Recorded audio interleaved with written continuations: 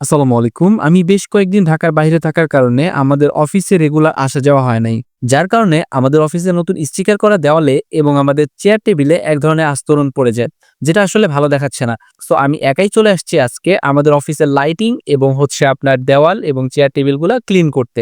যেহেতু এই স্পটসগুলা রুম অনেকদিন বন্ধ থাকার কারণে হয়েছে, সেহেতু আমি সবার আগে আমাদের রুমের জানালাগুলা খুলে দিব, যাতে আলো বাতাস রুমের মধ্যে ঢুকতে পারে।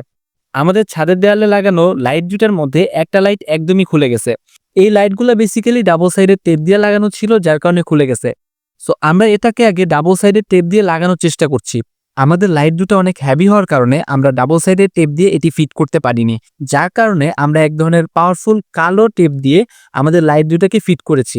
আমাদের অফিসটি ক্লিন করার জন্য আমাদের মাঝখানে জায়গাটি ফাঁকা করতে হবে। সো আমি টেবিলটি ভাঁজ করে সরিয়ে নিচ্ছি এবং আমাদের দেওয়ালে লেগে থাকা আস্তরণটি পরিষ্কার করার জন্য আমরা বালতিতে পানি নিয়ে নিয়েছি এবং একটি ফোমের থ্রুতে আমরা এটিকে সুন্দর করে পরিষ্কার করার চেষ্টা করছি।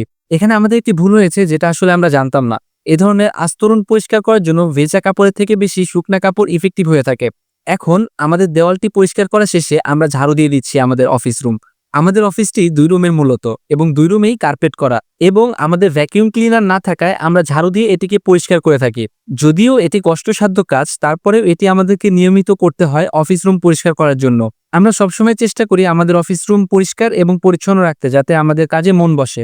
সো আপনারা দেখতে পাচ্ছেন আমাদের অফিস রুমটি পরিষ্কার থাকলে কেমন দেখা যায় বেসিক্যালি।